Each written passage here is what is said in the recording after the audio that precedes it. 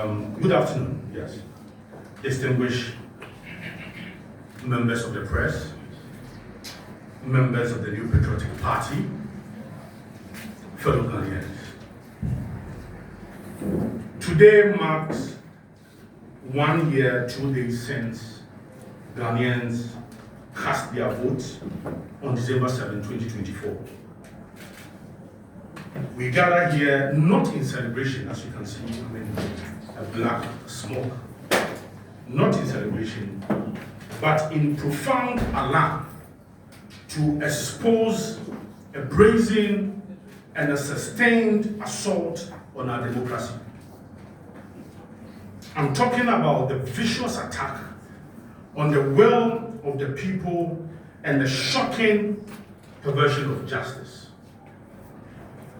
2 weeks ago, specifically November 24th, 2025, the Tamale High Court delivered a judgment that is nothing short of constitutional abomination. A judgment so flawed, so fundamentally reckless, that it threatens to dismantle the very foundation of our electoral justice in Ghana. It's sad. A judgment that unlawfully nullified the Pandai parliamentary elections and ordered a rerun. This judgment is not merely incorrect, it is catastrophically dangerous. It is a monument of judicial recklessness. It is a spectacular perversion of justice. And if allowed to stand, it will unleash chaos that will consume our democracy. Let me be absolutely clear from the onset, before I proceed, that for the New Patriotic Party, we do not have any issues with the judiciary. We respect the judiciary. But respect does not mean cowardly silence when injustice screams from the rooftop. Respect does not demand we meekly accept a verdict that suffocates the law, contemptuously ignore the Constitution, and obscenely reward violence with victory. Ladies and gentlemen, from today, we say enough. From today, we sound the alarm to wake every Ghanaian who cherishes democracy. From today, we declare our fearless resistance to this dangerous precedent. And let me boldly state that the judgment delivered was an unmitigated legal disaster. The judgment is not just flawed, it is jurisprudentially bankrupt. It is a wholesale massacre of our established legal principles. Let me refer you to Section 20 of PNDC Law 284.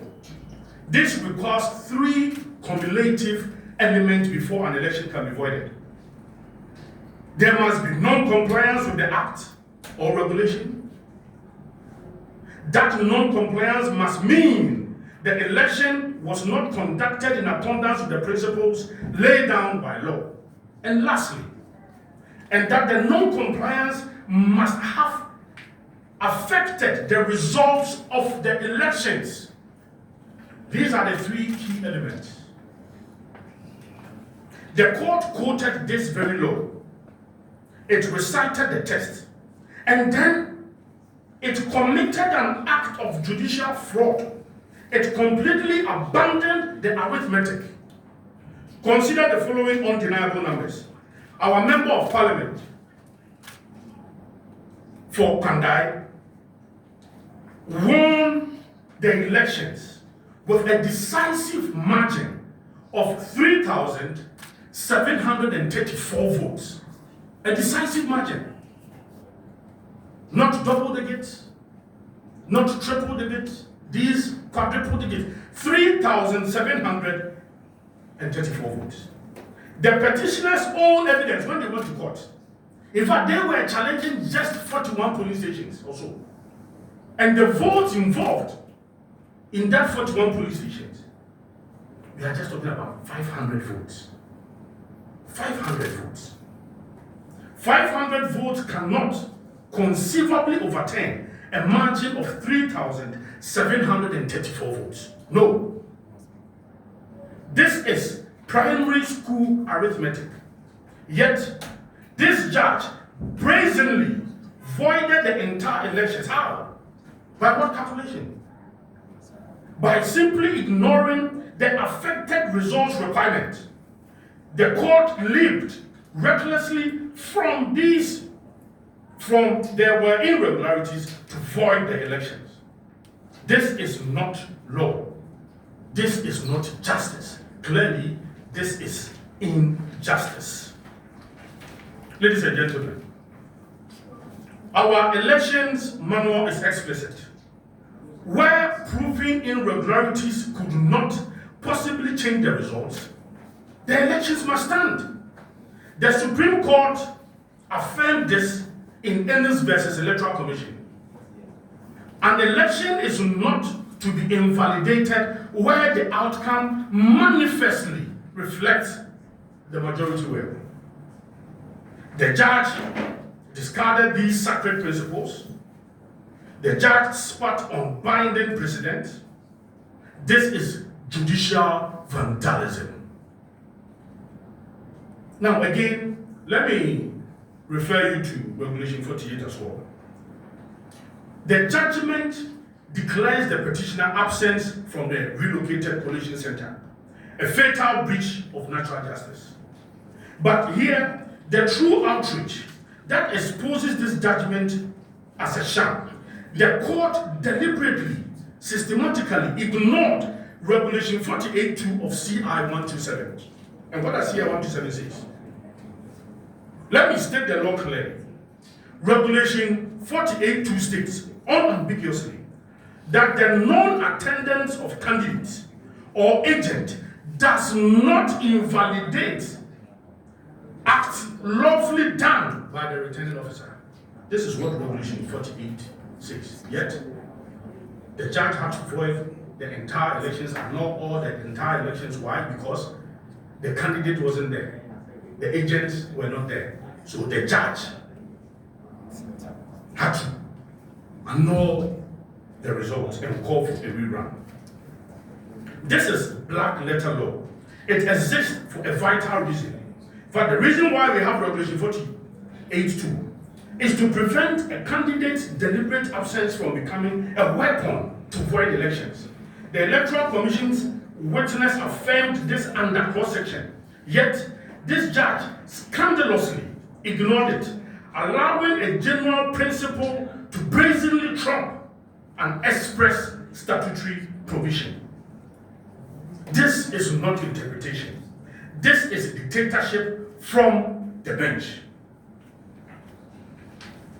Clearly, in this case, you could see that the burden of proof was cynically manipulated by this judge. Observe the court's cynical double standards.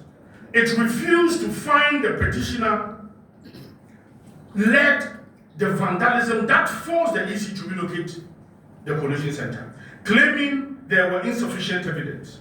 It declared it would not speculate. But then, miraculously, when assessing whether irregularities affected the results, speculation became acceptable. Vague, unsubstantiated assertions were deemed sufficient. The petitioner produced no credible alternative tally. He called no agents from the disputed polling stations. He never demonstrated how the 500 votes could overturn a 3,734 vote lead, almost 4,000. Yet, this judge granted the most drastic relief possible, voiding the entire elections, disenfranchising thousands, and rewarding the petitioner for his evidentiary failure. In many shocking ways, this is perversion of burden of proof. It is a classic case of brazen judicial malpractice. Let us now examine the most consequential failure, its reckless abandonment of the constitutional duty to act proportionally. Section 19, again, let me make this, let me refer you to Section 19 of the PNDC Law 284, gives the High Court only 3 tightly framed choices: cancel the elections, seat another candidate, or dismiss the petition. This is not arbitrary minimum. It is sacred, limited grant of power, because these choices directly touch Article 42, right of every citizen to vote and to be counted, and the court is constitutionally bound by Article 23 and 296 to use that power cautiously, fairly, and in a manner that preserves the voter's real choice whenever the law makes it possible. Ladies and gentlemen, our jurisprudence is unequivocal on how this duty must operate.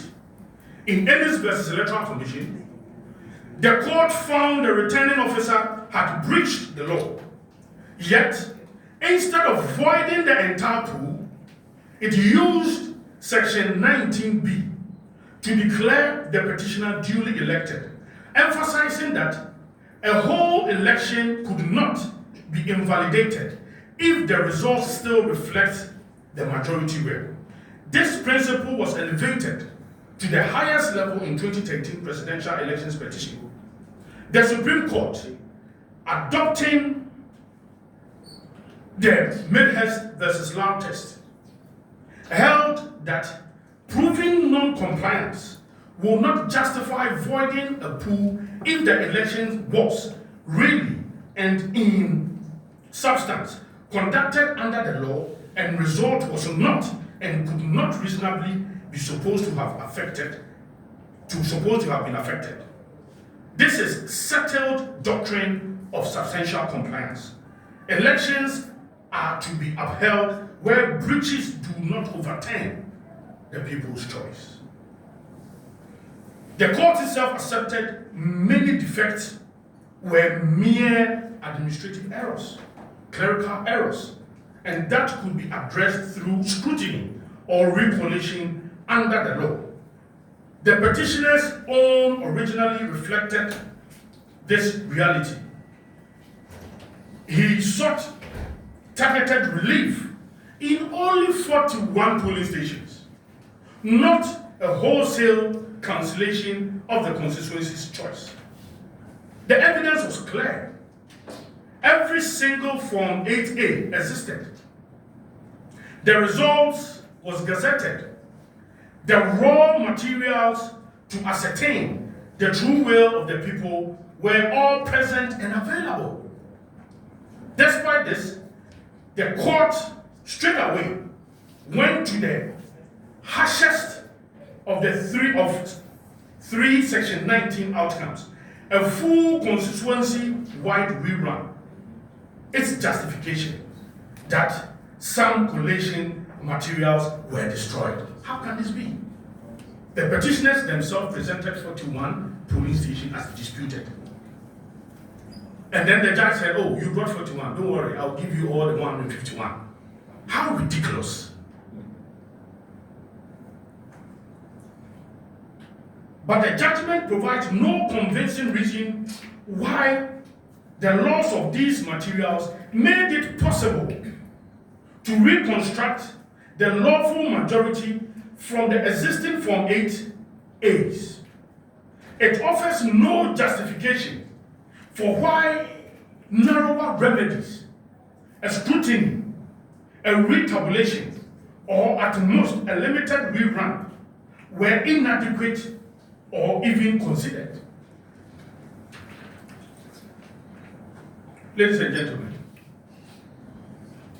this is the core, unforgivable flaw where our case law insists on proportionate vote-preserving remedies, this judgment defaults to nuclear relief, where President command caution to respect the sovereign will.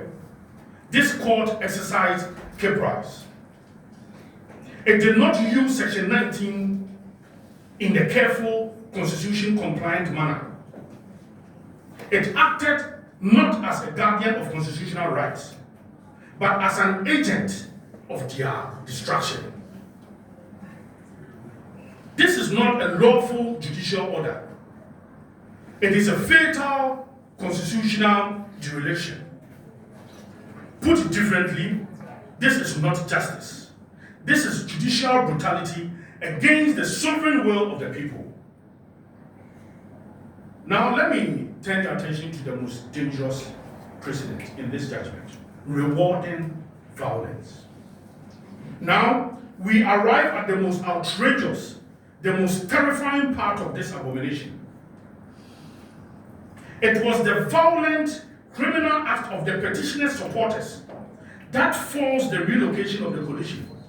The petitioner marshaled his supporters to go and destroy electoral materials. They vandalized the center. They destroyed materials. And this created terror. And that is why the Electoral Commission had to relocate the coalition center. And now, the judge declares that because the petitioner was not notified of the new venue, a venue made necessary by his own supporters' violence, the entire elections must be voided. Do you comprehend this perversity? Do you see this catastrophic precedent?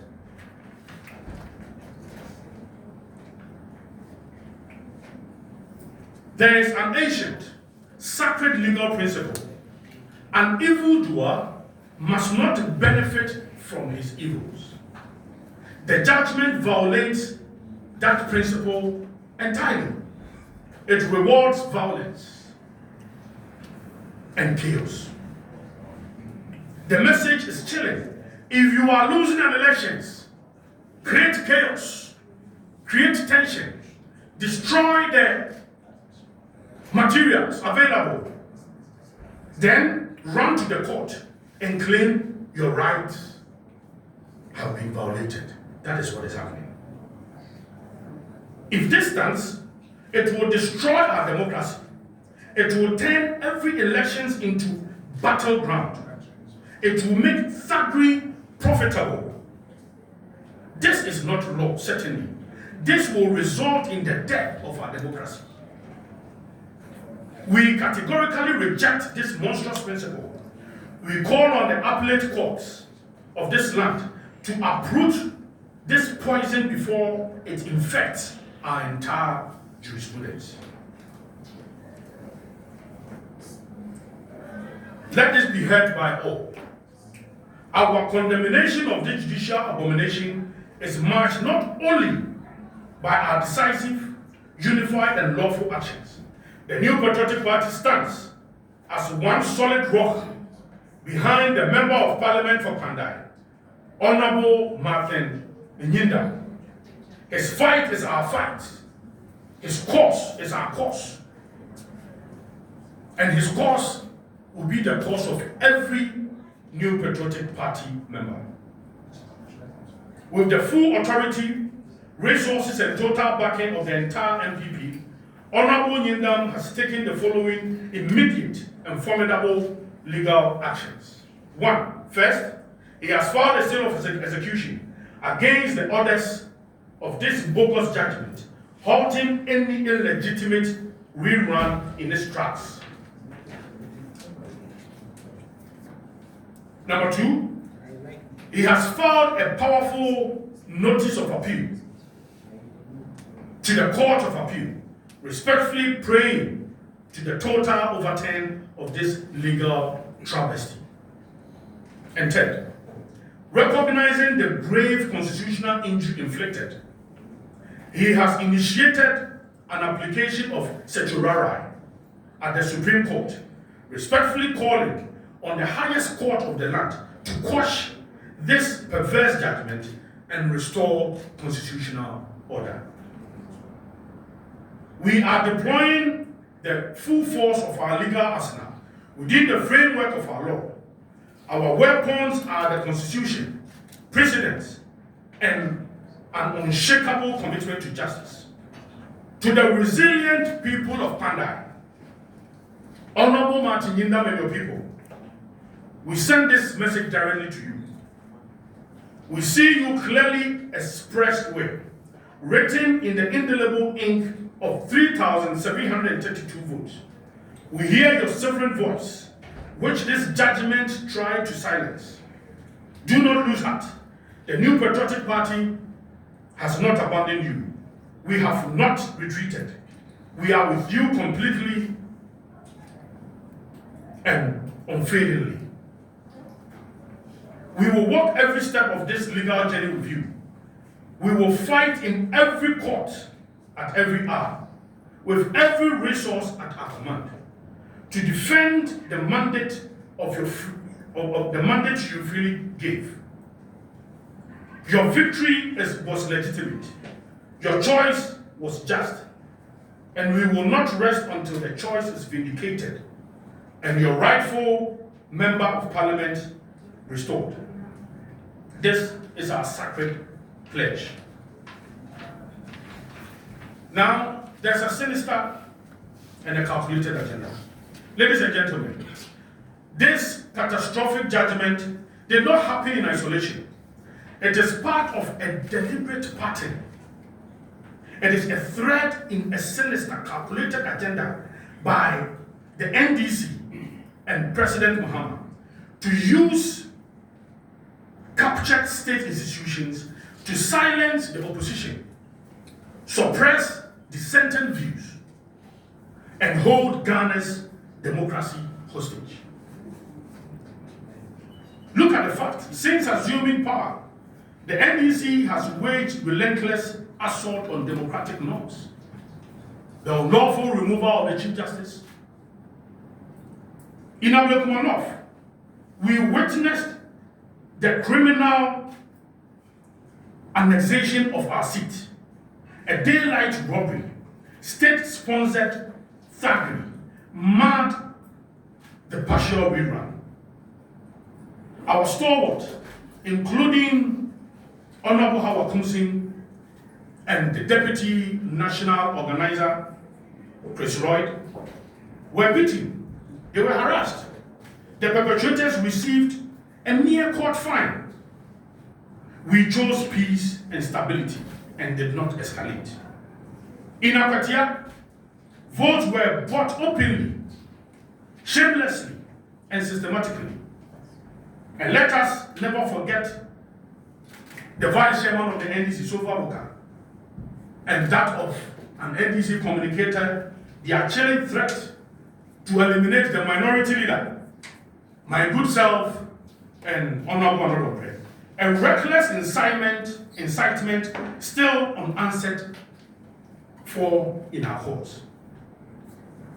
And this assault is not confined to our courtroom. We will see it now in even in the House of Parliament, as a chamber, the People's House. We see the machinations to harass and intimidate members of the New Patriotic Party, to suppress their voices through a dishonest and autocratic misuse of rules of procedure, a clear breach of both the spirit and letter of the Constitution of Ghana. We know they have made our courageous minority leader and some party stalwarts their target, seeking to silence the most powerful voices in the New Patriotic Party that holds government to account. But let this warning echo through the corridors of Parliament, that we in the New Patriotic Party will not allow their evil plot to succeed in any way. We will have our say in that house. We will oppose their fraud, their corruption, their abuse of power, and relentless clarity. We will use every legitimate tool within parliamentary practice to ensure that the voice of the people, as represented by their elected members, is never stifled by the tenoring of the majority. Attempting to mute the minority is an attack on democracy itself, and we shall resist it outrightly.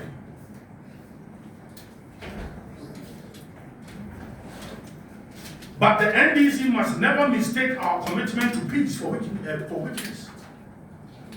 They must never confuse our restraint for surrender. Now, they bring their outrageous Pandai judgment. Now they threaten a showdown. Now they have the audacity to argue our lawfully elected candidate should not sit in parliament. This is not democracy.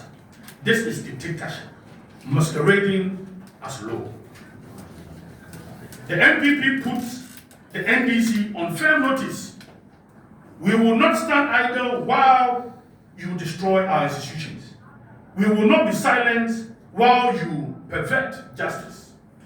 We will not allow you to criminally annex seats you could not win at the ballot box.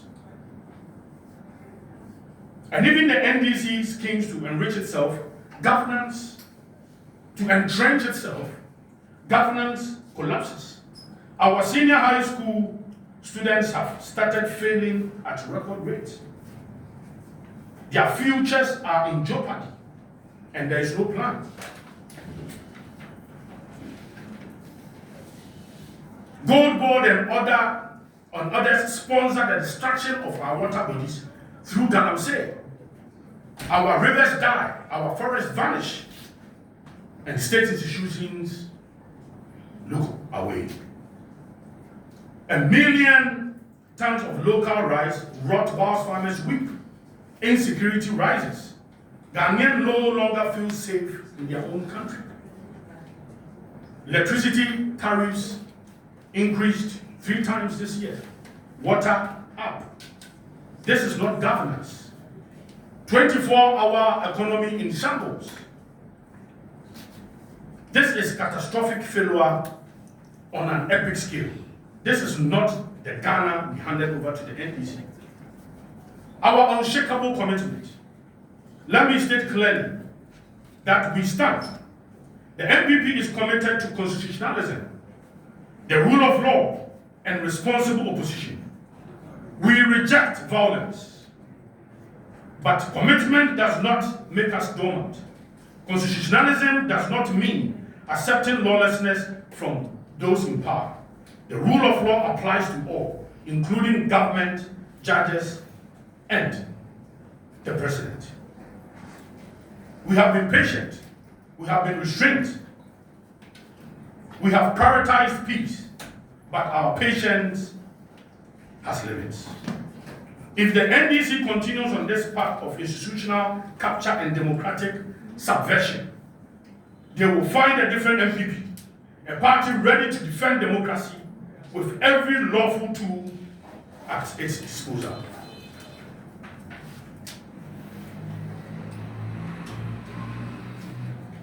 To the Court of Appeal and Supreme Court. The Pandai judgment is fundamentally and catastrophically flawed. It misapplies the law, ignores regulation, manipulates evidence and abandons proportionality, and rewards violence. These are not minor errors. These are defects that strike the heart of electoral justice. We respectfully urge you to set this dangerous judgment aside. Restore the mandate of the people of Pandai that Pandai overwhelmingly gave. Uproot this vicious precedence. To President Mahama and the NDC, we see what you are doing. Every scheme, every plot. We will not be silent. We will not surrender. To the media, the people of Ghana, stay vigilant. Your democracy is under severe attack and threat. Speak up, stand up. Do not let this country slip back into authoritarian rule. To our members and supporters, stay strong, stay peaceful, stay ready. The fight for Ghana's democracy is not over. It has just begun, and we shall win. And again, on this same matter, how the state plans to capture, the New Patriotic Party has taken serious note on a grave disclosure made on Joy FM's Newsfile program on 6th December 2025. These revelations cut to the heart of Ghana's democratic order, and raise urgent questions about coordinated interactions occurring under the guise of institutional independence. During a live panel discussion on Joy Newsfile program on Saturday, December 6th, the Director of Communication Strategy and Research at the Office of Special Prosecutor revealed the existence of a government-sponsored WhatsApp group that includes officers of the OSP, security institutions, representations from the Supreme Court, hand-picked journalists, and civil society organization leaders. The shocking disclosure was confirmed by the host of the show, Mr. Samson Ladi, who named Yoko, the Ghana Police Service, Shraj, and the OSP, and also representatives from the Supreme Court, judges, as some of the members on what, in our view, is a cabal. When Mr. Ayene, who is presumed to be independent host of Newsfile, explained that the government set up the WhatsApp group because we have been given work to do. What kind of work? We have been given, the government has given this group work to do. He exposed the rotten core. This is yet another irrefutable proof of President Mohammed's and the NDC's blueprint for an elective dictatorship. What has been exposed by elements of this dark governance is the secret government-run virtual meeting place created by the office of the president to ensnare our nation's most critical independent voices and institutions. Supreme Court judges, the special prosecutor, investigative agencies, and hand-picked journalists are all on the take and on the same page, a page written and controlled by the NDC administration. This is not about fighting corruption.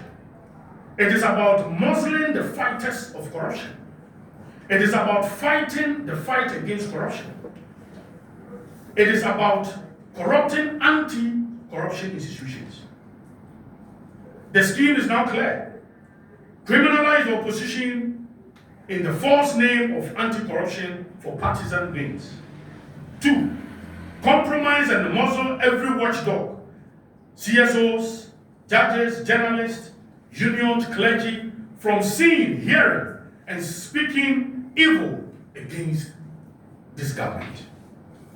Ghanaians need to know, are journalists and CSOs leaders being paid for this conspiratorial service?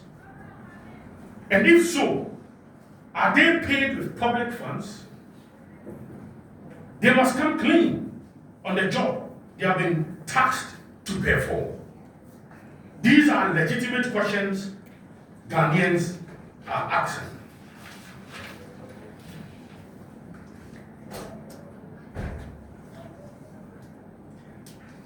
A democracy cannot function when security agencies, anti-corruption bodies, and elements of the judiciary engage in secret collaboration and in conspiracy with selected media and civil society actors.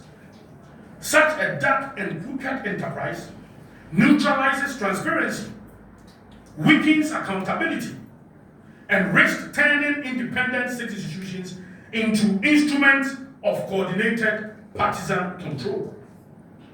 If these disclosures are accurate, and the evidence presented thus far suggests that they are, then Ghana faces one of the most serious institutional challenges of the Fourth Republic. The independence of the OSP is fundamentally compromised if senior staff of the office participates in coordinated and secret forums and platforms to conspire with journalists and CSOs. 2. Iyoko and police officers sharing information outside official channel may breach professional ethics and legal obligations. 3. Judges appearing in informal networks with activists, media actors, security agencies, investigators, and prosecutors risk undermining confidence in judicial impartiality. These are not features of a healthy constitutional system. The MPP therefore calls for the following actions: a full public explanation from the OSP and other institutions regarding the purpose, membership, and operations of this secret WhatsApp platform. A parliamentary inquiry into this matter, with all relevant individuals and institutions called to explain their roles in the nature of this group activities. 3. An audit, where necessary, to determine whether confidential material has been shared outside authorized channels. 4. Administrative, professional,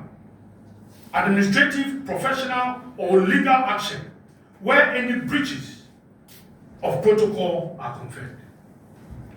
And 5.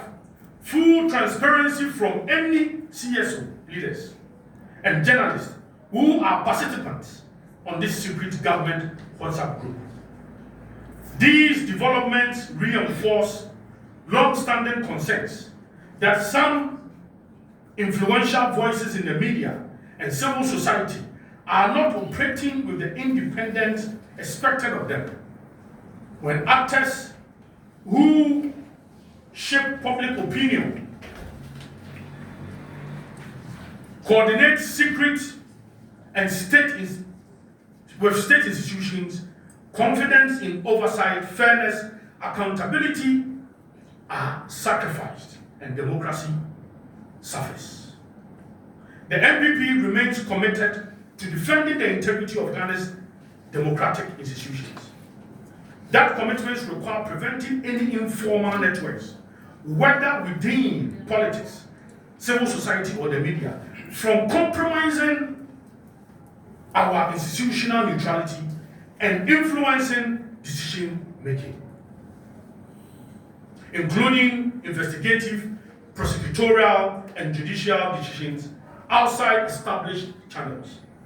We therefore urge Ghanaians to demand clarity and insist on full disclosure about the mission and motive of this secret government cum civil society underground group. We must insist on transparency because the future of our democracy depends on this. In conclusion,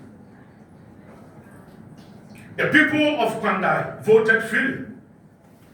They chose their member of parliament by crushing margin of 3,734 votes. The vote is sacred. The voice is sovereign. A flawed judgment cannot silence it. A captured judiciary cannot overturn it. Violence cannot be rewarded. Thuggery cannot triumph. The New Patriotic Party stands today as a fierce defender of the vote, the voice, and Ghanaians' democracy. We will pursue lawful means to abort this travesty. We will fight. We will protect this constitution. We will never surrender. We will never give up on Ghana. God bless the New Patriotic Party. God bless our beloved Ghana. And may God defend our democracy against all enemies. Thank you very much, ladies and gentlemen.